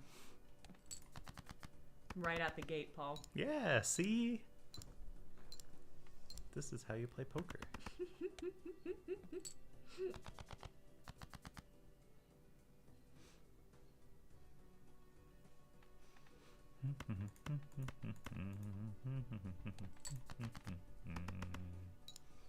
See what chat says. FYI, Paul, you can play cards that don't contribute to the hand as a way to kind of get extra discards. I don't believe in cards. No, hands. I don't believe in hands that don't contribute. But that is an excellent suggestion. Thank you. I'll try harder not to lose you followers, Jenna. I'm really sorry. Anybody who would unfollow me for this is somebody I don't want following me. So you finally got jokers is the good news. So Dusk, re-trigger all played cards in final hand of round. So when you have one hand left, and trigger it means like when you trigger the 8 and it gets you 8 chips, Okay. it would trigger twice, so you would get 16 chips. So that's handy because it will increase your chip count, but it's Okay. also because you can give the card special powers. This really is the poker anime, where the poker cards come alive, and the guy on the bicycle, he comes out and he talks to you, and he's like, "Are you ready for real poker?" Yeah. Yeah. So you can give some of them special powers, and those special powers can be like plus 50 chips, Right. or like bonus, like weird shit like that. And so if you have a lot of cards like that, Dusk is nice because it will re-trigger that. So if you had like an 8 of diamonds, Yeah. that also has the 50 plus 50 chip bonus on it, you would end up with 116 chips from that one card. Cool. Fibonacci gives you plus 8 for every ace 2, 3, 5, or 8 you play. Yeah. And that's a pretty good card Yeah. because adding multipliers is important. It's easier to get chips than it is to get multipliers. But there's also a buffoon pack. If you hover over that, you can see 4 cards and pick one of Nice. them. So you Which got is some great options. because it's cheaper than the Fibonacci. How often can you play jokers? Just once ever? So they're also permanent. This section, the 0 out of 5, is where they will go. So your base number of jokers you can have is 5. Diet Cola, come on. This could be good, but I want jokers. This would have been good last time. Yeah. Credit cards. Create a planet card if played hand contains 2 or more 8s. I love that. So that's good. We're doing it. Yeah. And I've got $3. We're good. Okay. And you can always sell them if you want to get more jokers. You can sell them. Sell what? The joker. So you can see that sell. If you Oh, click that, if I run out of room and I'm like, I I don't care about that anymore. Okay, that most of them you can't sell for as much as you bought, but there's 1 or 2 jokers that like for every round you have it in hand, it's worth more. So it's just like a piggy bank almost. I like that.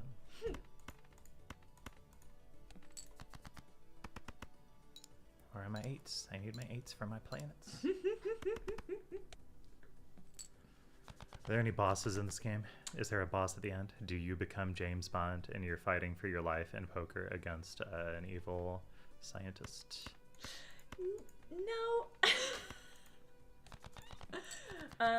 So you're playing yourself and you're just trying to get the high score. Is that? Yeah, I mean okay, the last hand in every ante, the one like the manacle that had that -1 hand size, those are kind of the bosses. Okay. Yeah. Episodes with restrictions, that makes sense. Kind of like, yeah, I tend to play games with like fun characters, and like you go to the shop and it's not just like, here's a shop. It's like, you know, there's a little cat and he's jumping around and he's like, hee hee, do you want to buy my things? Yeah, so Monster Hunter? yeah, You described Monster Hunter? No, Oh, okay. that sounds like a game I'd play. Yeah, you described exactly Monster Hunter, which is why I asked.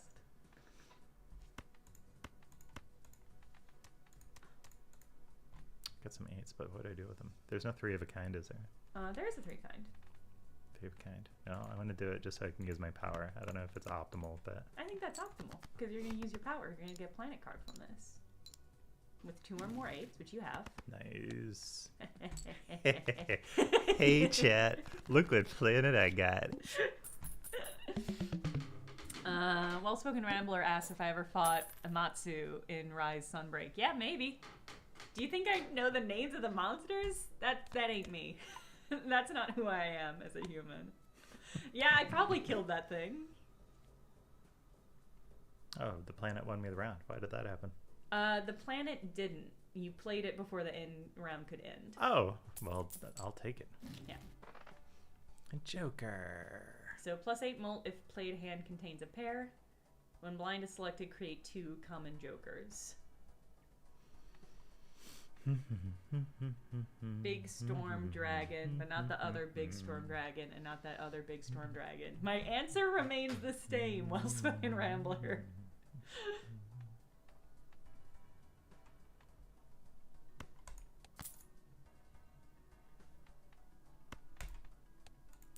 I love boosters. That's the one thing I remember from Magic the Gathering is that you never have money because you're a, you know, snot-nosed teenager. But when you do get pennies and nickels, you can buy the booster. The booster is the ultimate because you get the shiny plastic, and there might be shiny plastic inside the shiny plastic. So you just go gaga, and you're like, yeah, I got another little man inside my booster. Love that feeling. That was my entire childhood, except not because I never played it, but I was exposed to that. But conceptually. Yeah, that was... The shiny within the shiny, the drive for the shiny. Did you ever play with Pogs, Jenna? Oh, yeah. I remember briefly when Pogs were popular in, like, grade school, but I don't think any of us knew how to use them. Fucking Wheel of Fortune did me dirty. Did y'all see that? Never. Every time the Wheel of Fortune will get you. There's supposed to be good and bad fortune. I don't think so. You just lay down and the wheel rolls on you. That's what happens. Cracks your back. Yeah, not in a good way sometimes. So the debuff on this one is that all spade cards are debuffed. So you can still play them to get hands, but you won't get any points. So you could do a 2 pair here, but you wouldn't get juicy bonus points for them. So 3 of a pair? There is no 3 of a pair. You can only play 5. Oh, you can only play 5 cards at a time. You don't have 6 fingers? No, you can get a 5 of a kind though. Oh, okay.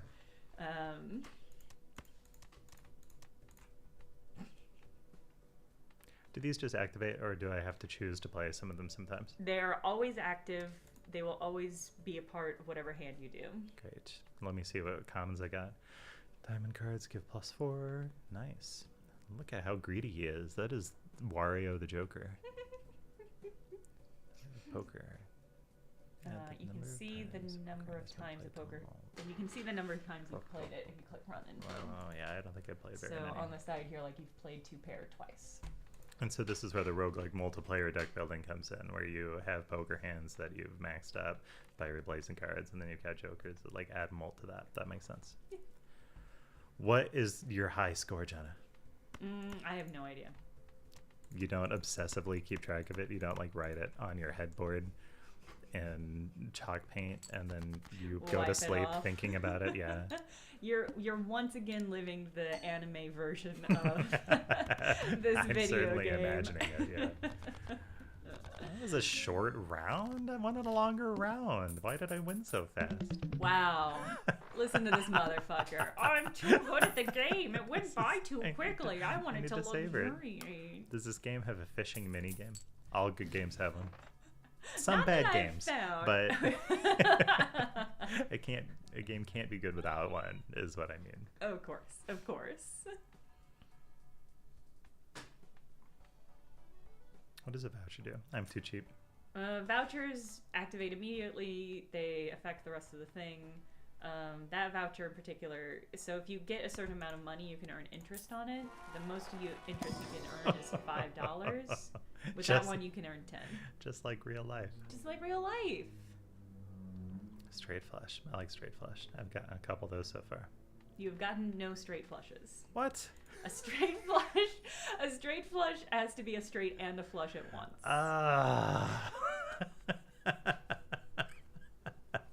could I be so wrong? How could I be so wrong and so confident? That really worries me about the rest of my life right now. What was I thinking about? Was I thinking about a full house? I was thinking about a full house. Straights and flushes, I think. No, I've gotten a few full houses, but not in this round. I'm just going. Yeah, the cards are, as I understand it, based on probability. So the rarer they are, probability-wise, yeah, and the more they're worth. If you were a math person, you could look at the probability of each one. But I'm not, thank goodness. I do like flushes. Wait, what's a flush? A flush is... These pop-ups are getting me. 5 cards of the same suit. Okay, that's pretty good. Hey, chat, is Pluto a planet or is this game wrong? It says dwarf planet, Paul. Oh. It says dwarf planet. Is a dwarf planet a planet? It's a dwarf Or is a dwarf planet. planet something else that's planet wannabe? Oh, a dwarf come planet on. is a dwarf planet. When I was a kid, Pluto was a planet. And then when Pluto stopped being a planet, a little part of me was sad because planets are so much fun. So I'm glad it's been brought back as a dwarf. I feel good about that. I expect Balatro to be scientifically accurate. I think we all demand it of Balatro and all of our poker games, really. I've spent a lot of time processing this, and I feel like it's not really processing. So I'm going to go with my favorite dwarf planet, Pluto, leveling up. High card? Why would I ever just want to play a high card? Okay, no, I take it back. I'll go with Jupiter. Sometimes you have to play a high card, but it's never ideal. Okay, and then when you are playing the high card that you have to play because you're forced to, you want your buddy Pluto to be on your side. I should have thought about that harder before I went with them. I think you made a good choice. Good. I think any choice you make in this game is a good choice, Paul. Golden Joker. Nice. Yeah, so that's one where the Golden Joker, you'll just get money the longer you have it in your hand.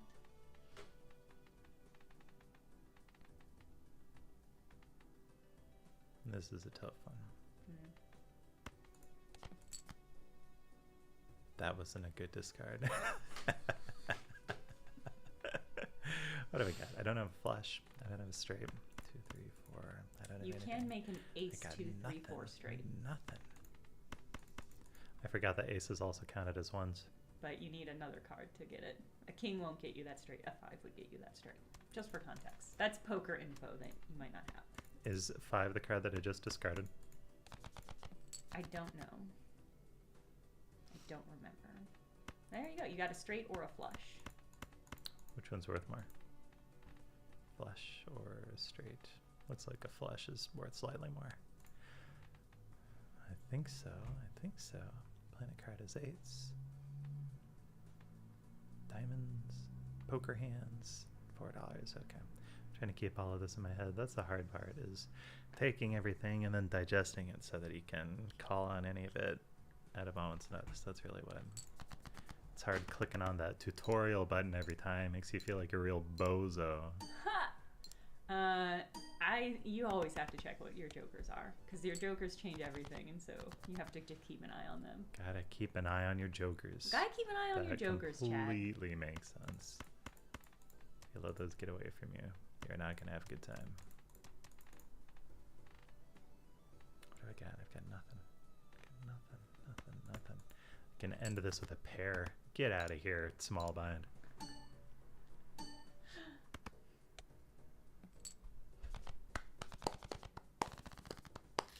You ever play solitaire? Oh, all the time. You ever sit down on your Windows 95 machine and open up solitaire and do that stuff? All the time, Paul. Okay, see, I can see why card games have some good things to them. Chad, I learned a valuable lesson today. About card games and their value? Card games, yeah. You can stop whenever you want, Paul. Sometimes card games can be fun. I got a to-do list. Yeah, you've got a maximum number of jokers, so if you want another This is a joker? Yeah! That explains so much about how I feel about to-do lists. That's a relief. That changes my life. So this is a negative. The to-do list is a negative joker, so you can see it's got this, and that means it's basically a free slot. So you can have 5 normal jokers and then an unlimited number of negative jokers. Funny. Yeah. Poker hand changes on every payout. What does that mean? That so it changes from pair to something else? Yeah, you get $5 for the next pair you play, basically. And then once you do that, it'll swap to like a high card or straight. I like tarot. I also like Mega Man, so I had to combine those into one ultimate booster experience.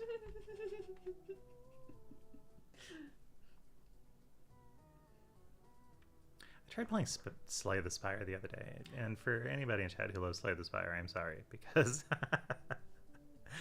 I could see how it could be likable, but I just really struggled to enjoy it.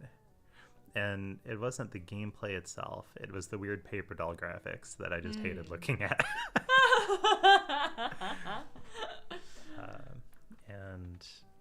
Slay the Spire is like 1,000,000,000% of it is just destroying cards you don't want anymore, and that's what this gave me flashbacks to. Yeah. Is destroying cards. Deck management in the form of destroying it's cards fucking exhausting. It's not the most fun thing. I want a wild card. What makes a card wild? It can be used as any suit. Well, I don't have a meta, so I don't know whether that would help me or not. A steel card. That's so much fun. Okay. And you'll get to choose 2 of these. I'm starting to get the Balatro itch. I'm gonna go home and download Balatro. I don't think you are. I think you're lying. I can say something completely in earnest and then get distracted before I get to it and put it off of my to-do list, and then it disappears. Both of those can be true, Jenna. I'm not lying to you. And would you say at this moment that is true? Because you didn't say it was true. You said it could be true. I was imagining a delightful scenario for our listeners. The truth is immaterial, Jenna. I was imagining a world where I went home and downloaded Balatro. What's insane is how many times we've had this kind of conversation in Bird Cookbook Party, but with a different energy because we're playing different characters.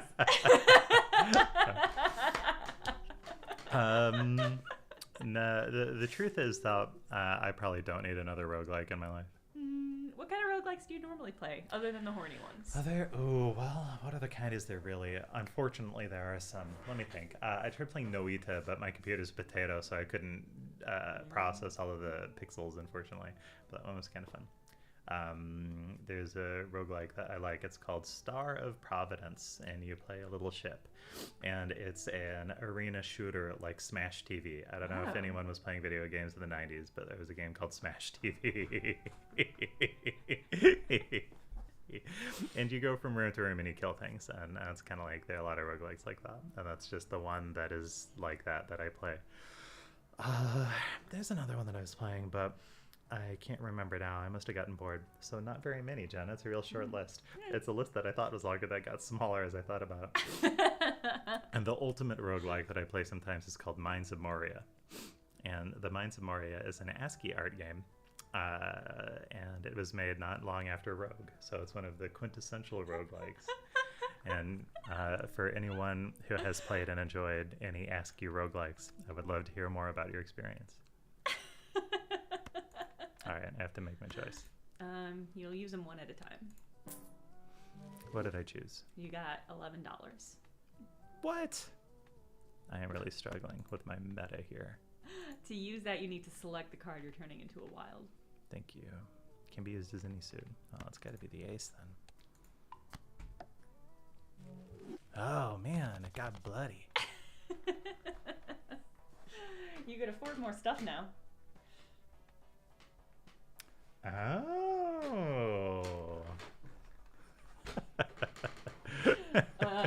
Yeah, you could buy that negative joker, or you could sell. Yeah, okay.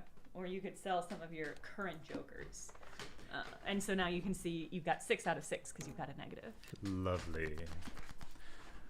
Jenna, do you have eat candy or ruminate on your to-do list? Ruminate is pretty much always there. Yeah, I don't eat a lot. I was candy. gonna say that, but I was worried about saying it, so I'm glad that you were just totally unrestrained. How is your karate to-do list thing? Oh, you got some money from it, and you got a joker. That's a good hand, Paul. Yeah, I shouldn't have done the discard. I should have just done that pair first. No, I think that was perfect. And then if you hover over to do, it should have a different hand now. Nice. Hi, yeah, unfortunately, karate is something that I keep not doing, even though it's on my to-do list. Oil change, yeah, my oil. I need to change. Much like myself, my oil remains the same. Eat candy. Done. Boom. Are you kidding me? I don't even need that on my to-do list. Yeah. Everyone, this chat has not been sponsored by Pocky, unfortunately. Not yet, it hasn't. Not yet, but we're going to keep eating Pocky until we get that sponsorship.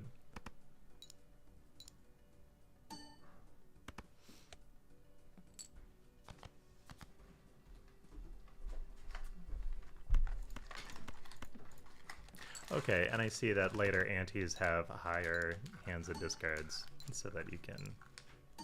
Alright, Jenna, I've really backed myself into a corner now. Do you know why? Is it... Oh, that's cool. Why? Oh.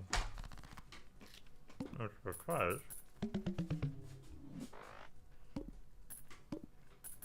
Oh no, I just won! I was about to say, I've only got one hand left to win, but I just won. I thought I had no score. Like, I am so bad at paying attention to this game. You're a natural, Paul. You're doing great. Yeah. You're doing great. I had a good teacher. The bootstraps. I don't believe in bootstraps. I glue all of my shoes to the sole of my feet. But I can't get any of these because none of them are negative. Okay, I can see how carefully curating your Joker selection is part of the game. Mm-hmm. One thing that I hate about roguelikes, I don't hate it, it's just annoying to me personally, is that you can't build your run until you've memorized all the things that you could get, so you know which things to take and not take based on the things you've got, based on the things you want. I don't want to memorize all 150 Pokemon before I start playing Pokemon. Man, I don't want to go to Pokemon U to maximize each run, and that's when I stop having fun. When I get to the meta level of a game, then I'm like, a gameplay is a single more second. And roguelikes are almost all meta. You're It's right. all about the knowledge you have about the game options. So when I stopped playing Pokemon too, is when I got into Pokemon breeding, and I had to learn about hidden values. The game just stopped being a game for me. That's fair. And I think one of my main complaints about Balatro is that there are so many options and so many... Whoa, what the fuck is the black hole? Yes! Is there going to be an eclipse planet? Can I get an eclipse for the eclipse weekend?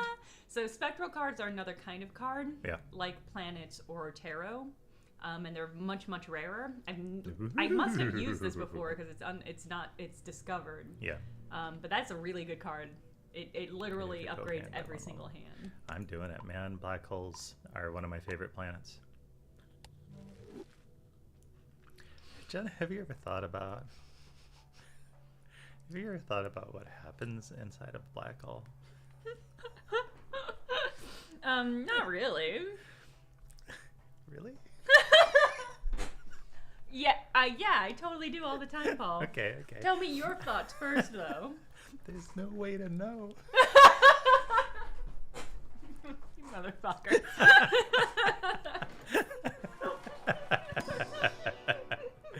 Alright, I was hoping for a negative, but I think I biffed. Can I sell one of the ones that I don't want? Yeah. At any moment, you can sell on them. Okay, so the must-have room. So this one is not helping me anymore because... You don't have any room.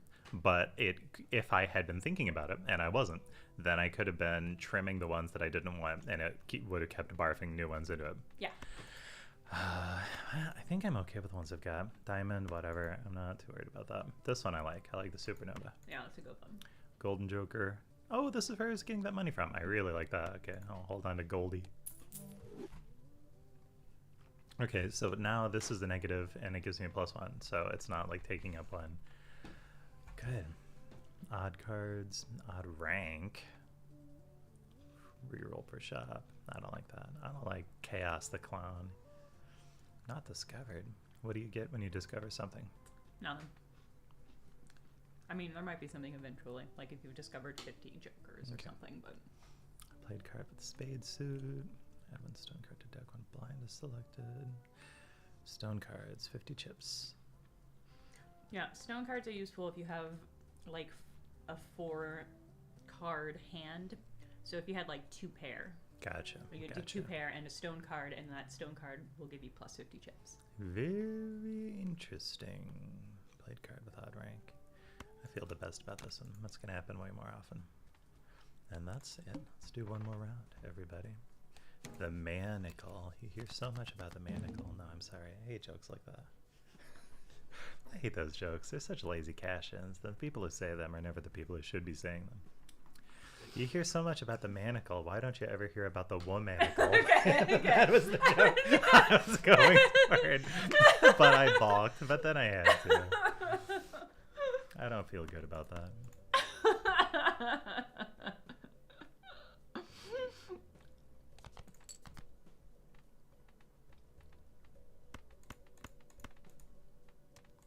That's nothing. It's nothing. It's a big ol' nothing. How do you know when you're really Balatroing? What is that Balatro moment? Does your vision blur?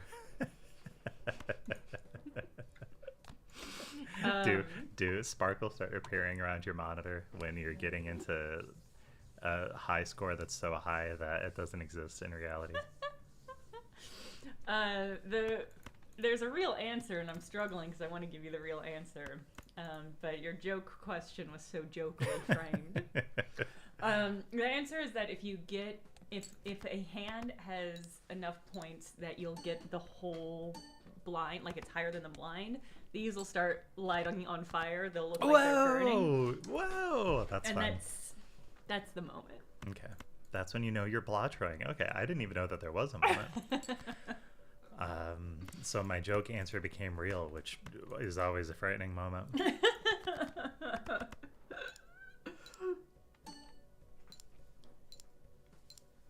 High card. That's going to be sitting there for a while. You got it, Paul. Hey, I'm Balatro! Just what I asked, it happened. That was not scripted. Good Balatro, Paul. Is there, if I got the Balatro manual, would there be a backstory? Would there be like a second person description story about me entering the Balatro?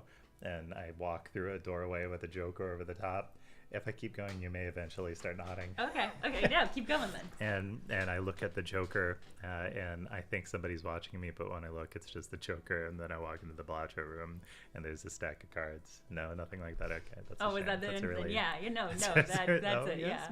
Yeah. Balatro is an ancient Roman Joker, as far as I understand it. It is like an extant word. Did the Romans play poker? I think they had a poker adjacent game. I don't think it was poker, but they had jokers. Evidently. According to Wikipedia. This is not... Yeah, Kaylee says Balatro is Latin for joker, if I recall correctly. We could just be idiots. It's possible. We at least are idiots. Pluto, I gotta come back for Pluto. I'm ashamed of my treatment of Pluto before. No one wants to be the kid on the playground that doesn't get picked for Balatro. And here I am, team captaining Pluto into non-existence. He doesn't deserve them.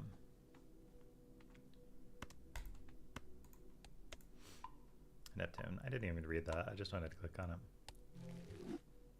Why is this giving me score? I'm at the shop. It's showing you that it's increasing rank. Okay, I see. The Moon, the Hanged Man. And so these are more tarot cards. Yeah, these won't use immediately. They'll just go into your inventory, and then you can use them while you're like in a round. Got it. Destroys up to 2 selected cards. Let's do this one. Does this game usually have music? Does it have carnival music? It Does has, it have yeah, it has circus music. Okay. I don't know if this will work. That's okay. We don't need it. Okay. Good, I because was it didn't just work. kind of curious because, the solitaire experience is music free, obviously. I don't know about the Balatro experience.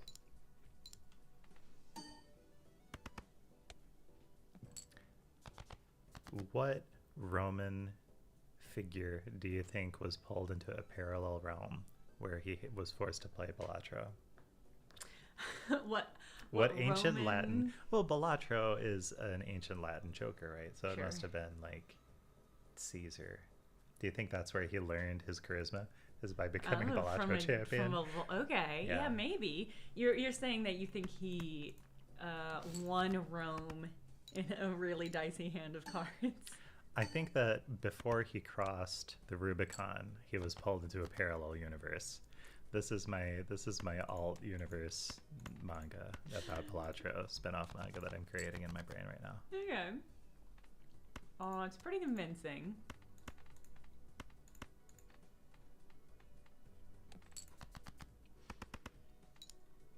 Julius Caesar Isekai. Sharknoffler says. Yeah, that's it. Phew. I wasn't too sure about that one. Has anybody in chat watched the Netflix show about the guy who goes to bathhouses? And he transports from ancient Rome into modern Japan to visit bathhouses. What the fuck are you talking about, This is Paul? real. This is a real show. What the fuck are you talking about? I don't remember the name of the show, but it's about a guy who builds bathhouses in ancient Rome, and he needs inspiration. And each time he gets to a bathhouse, it passes out because he gets too hot, and he transports into modern Japan to learn about modern bathhouses. Yeah, this is a real show. It's a Japanese show? Oh yeah, for sure. It's an anime. Okay. It is 100% Okay. an Oh, it's anime. an anime. Yeah. Okay. And the lady who made the manga that the anime was based on studied abroad in Italy and was moved by the fact that Roman bathhouse culture was so much like Japan's. Yeah, So when she it's came back to amazing. Japan, she created this manga. Oh my god. Yeah, it's kind of a slow show, unfortunately, but the concept is just inspirational. It's a really Makes me want to fucking take funny. really long baths all the time, but my bath situation is not great right now. Chat, I am ashamed to admit. I mean, if you're comparing your bath situation to Roman or Japanese bathhouses. That's then- really it. At the end of every episode, it cuts to the lady, the creator of the manga, who is at a bathhouse. And she explains what makes the bathhouse so unique. whether it has interesting architecture or like green tea water or something like that. Oh wait, so is this like the Sweet Tooth Salaryman where she's going to specific like named? She does, yeah. Okay, but not in the anime. Yeah, not in the anime. Okay. But sometimes the innovation is based on a specific famous bathhouse, yeah. Incredible. Love that. I love that for her. Do you think that what is the greatest feasible length to remain in the bath? I mean, I think you could do it perpetually, but me personally, or just like anyone? Anyone and then you personally. I think anyone. I think it could be your whole life. I think you could be. You could live in the bath? I think you could be fully steamed. Oh no, you would need support though, right? You would need bathhouse attendants. Yeah, and I guess you'd have to have a hammock because you couldn't have like a whole bed. I think you would. Yeah, well, I'm with Lanceheart, who says eventually you'd get pruny fingers and want to leave. Yeah, prune fingers is the end. I think submerged. I don't know if I could do more than an hour. Hanging out, I think 2-3 hours is probably my peak. But if I'm like poolside in a hot springs, sipping some fruit juice or something, then yeah, I'll hang out for a while. Okay, so it is possible for a human to live their entire life in a bath, but for you, 3 hours is doing it. I'm not saying that. Oh. I don't know if I would claim that. You could get a straight flush right now. Yeah, I'm the going mythical. for it. But would it be better with a heart or a spade? It would Heart. be... You couldn't get a straight flush with a spade. Oh, a straight flush, not a... What's the other one? Straight? Just a straight, yeah. Yeah, you're right. Look at that. I feel so good about that straight flush right now. Yeah, it's really good. You're going to get a ton of points for that. Yeah, look at it go! Balatro! Does the fire ever turn into, like, exploding stars and other Not that I've weird ever stuff? seen. No, okay, it doesn't turn Maybe rainbow. if you crack 1,000,000 points in one round. Nicholas says, I haven't had a bath since I was a child, only showers. So I think that's important to point out, is because it's been years since I've had a bath. Showers are where it's at. Showers are efficient. Yeah. You don't get tempted to luxuriate, because that's a real slippery slope, Jenna. That is a moral quandary. Is that not the point? Is luxuriating not the point? Not if you just want to efficiently bathe. That's true. Then a shower is where it's at, because it doesn't pull you over into bathing inefficiently. In my experience, I only have efficient showers. That's the point, an inefficient That's shower the point is of a bath. possible. Is to luxuriate. I took a luxurious bath last week. I watched the first episode in the new season of Taskmaster. Well, congratulations. Thank you. Yeah. It was nice. Was it a 3-hour bath? No. Like I said, 45 minutes is about my limit. Okay. Boy, I've got more money than I want to spend right now. I don't want to add cards to my deck. I've already got all the cards that I can use. Director's Cut. What do vouchers do? They activate immediately and they're just useful for the rest of your run. You can't Reroll undo boss them or blind sell one them. time. They just exist. Nah, we're doing them. Okay, everybody. Okay, so the boss blind for this one, you can play one hand only. What? That's super fun. So this is a good time to like use your tarot cards to get a good hand. I mean, not bad. What is 9 times 8? 72. No, wait. 81? No. 10 times 9 is 90. So 8 times 9 is 72. Okay, I had it. I had it, Jenna. I did the mental math. I wasn't. I didn't say anything.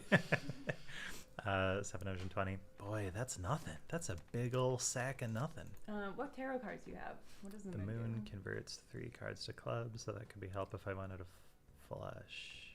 I think it's possible to have a flush full house in this game, if that helps. It's not listed. There are some secret card hands that are not listed here. Off menu items. That makes sense. Or you could try for a straight flush. 5 cards in a row, all sharing the same suit. Yeah, I think so. But you would need 4 clubs for that hand to get a club full house.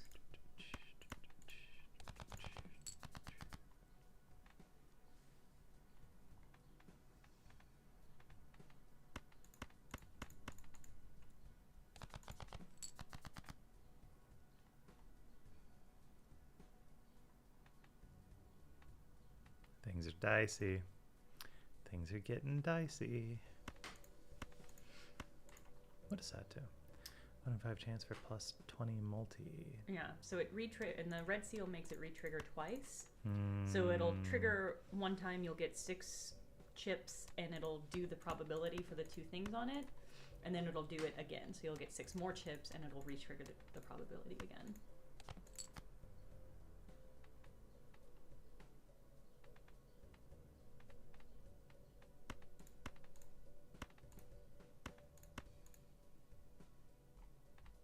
That's not a bad strategy because you've got a thing that makes your diamonds worth more, right? Right. And so all of those will count as diamonds.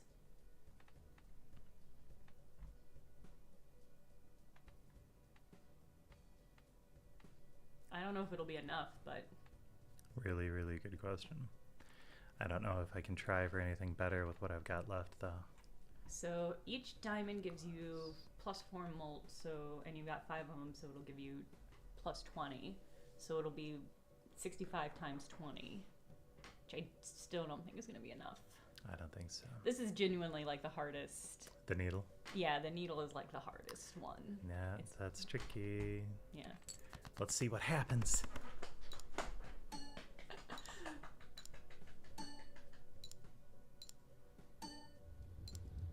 You did it! Hey! Yeah! Yeah! We Balatro'd, everybody. We threaded the needle. That's the first time it's ever happened for me. What is that, Todd? Now it's noon, so it's probably time Yeah. to conclude. That was a really good run, though, Paul. Yeah. Hey, that was fun. I don't know if I'm gonna get Balatro though. I keep meaning to start the new Stardew Valley update, and I haven't yet. Yeah, me too. Me too. I keep thinking about putting it on my Steam Deck, and then. Oh yeah. Oh, that'd be being able to play. perfect. Yeah. Oh man, think of how long your baths would be if you were Stardew Valleying in there. With my very expensive piece of electronic equipment Well, hovering over the water. Oh no, you've got a cover so that if it slips, it lands I on the see. cover. Okay. Yeah. Okay, I've got one Nice of those little full tray. body covers where only my head and my hands stick out. That doesn't sound fun. I take it back. Maybe plastic wrap for your Steam Deck. Put it in a baggie. Mhm. Yeah, that might do it. I don't know. Bad idea. Paul, thanks for coming on the stream. Oh yeah. Hey everybody, it was good to hang out. Paul might be around for some later streams too, because he's around for a bit. Oh yeah, who knows? My schedule is really up in the air with this Eclipse thing. I knew I needed to nail the Eclipse, and everything else I figured God would help me with. Bye! Did you have another thought you wanted to finish? No. I was trying to remember the single word clue thing, but we already did that. It was puns. Yeah, it was so puns. we don't have to revisit that. Bye, everybody. Good Eclipse, Have a good weekend. I hope you see the eclipse. everybody. Bye.